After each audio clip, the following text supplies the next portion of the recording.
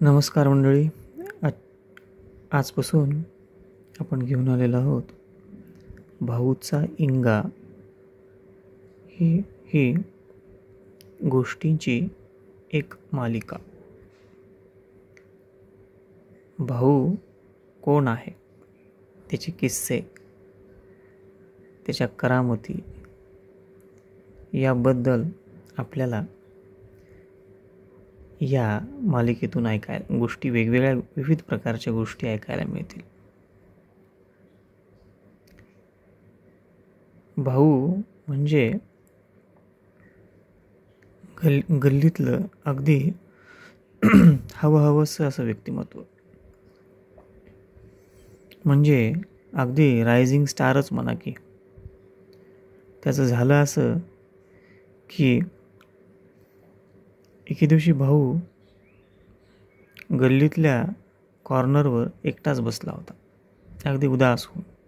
त्याचे 4-2 मित्र आले आणि त्याला समजावून सांगू लागले, काहीतरी कामधंदा केला पाहिजे, काहीतरी करायलाच पाहिजे ना. पण भाऊ शून्यात पाहत म्हणाला, नाही, आपल्याला काम करायचं आपलं ठरलंय. सोशल वर्क करायचं म्हणतो मी. Social work? आणि ते कसं?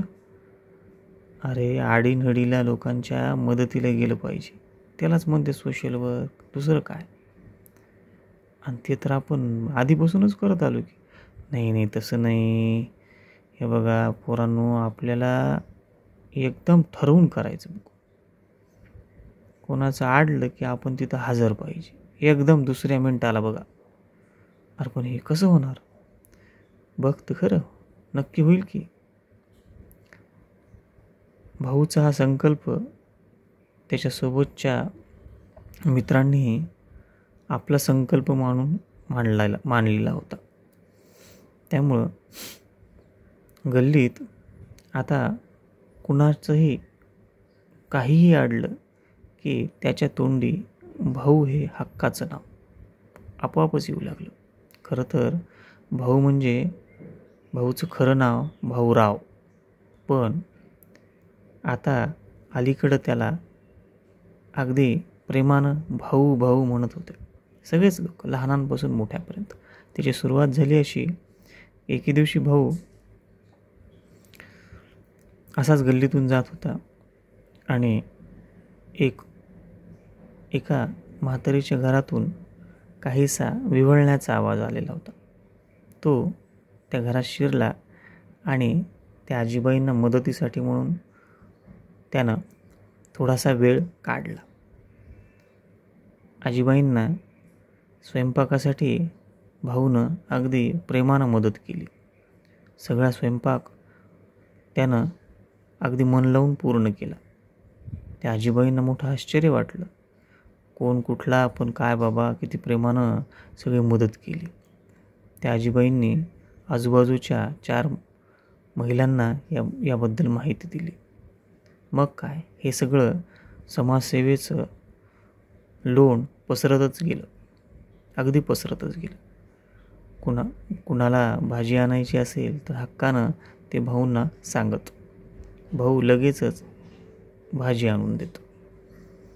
अगदी एखाद्याच्या मुलाला शाळेत सोडायचं असेल, आणायचं असेल तर भाऊची सेवा अगदी फ्री ऑफ कॉस्ट अशी असायची. एकूणच काय, तो भाऊ गल्लीचा आणि परिसरातला अगदी लाडका आणि हवासा असा व्यक्ती बनलेला होता. भाऊच्या करामती आणि किस्सेही आता वाढत होते. एके दिवशी भाऊसमोर काही मुलं एक समस्या घेऊन आले. गावातल्या एका बंगल्याची विक्री आणि तिची समस्या भाऊसमोर आलेली होती. त्या बंगल्यात म्हणे कुठलं तरी भूत आहे म्हणे. भाऊनं सगळ्या गोष्टीचा छडा घेतला, अभ्यास केला आणि सांगितलं, ही समस्या आपण सोडवणार, मध्ये कोणी काही येईना. मग काय, सगळे मुलं तयार झाले, म्हणजे त्याचे सगळे सवंगडी. त्या बंगल्यामध्ये भूत आहे असं म्हणून कोणी त्या बंगल्याकडे फिरकतही नव्हतं. भाऊनं कुठून कोणास ठाऊक पण माहिती काढली आणि आपला प्लॅन तयार केला. प्लॅन काय होता तर त्यानं एका गावाहून एक पैलवान आणला. त्याला रगड पैसे दिले आणि त्याला सांगितलं की या बंगल्यातलं भूत पळवायचं. सगळेच लोक हसू लागले. अहो, भूताचा आणि पैलवानाचा काय संबंध, कसा पळवणार? त्याने बघा तर खरं, हीच तर भाऊची करामत आहे, त्याचे मित्र सांगू लागले. आणि झालंही तसंच.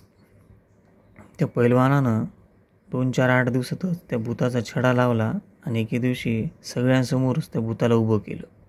पाहतो तर काय, गावातलाच बाळ्यानंच हे भूताचं सोंग केलेलं होतं. कोणी आलं की बाळ्या आणि त्याचे 2-4 मित्र त्यांना पळवून लावायचे.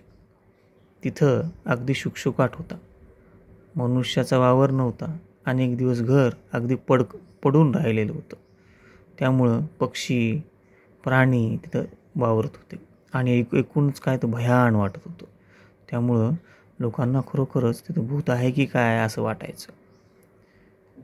पण भाऊनं त्याचा इंगा दाखवला आणि तिथलं हे बाळू नावाचं भूत चांगलंच पळवून लावलं. मग घरमालक अगदी या कामावर खुश झाला. त्यानं सगळ्यांसमोर भाऊचं कौतुक केलं, तोंड भरून कौतुक केलं. भाऊ, तुझ्यामुळं हा बंगला, ही इमारत मला पुन्हा माझ्या ताब्यात घेता आली आणि आता म्हणजे विकायला ती मोकळी झाली बघ.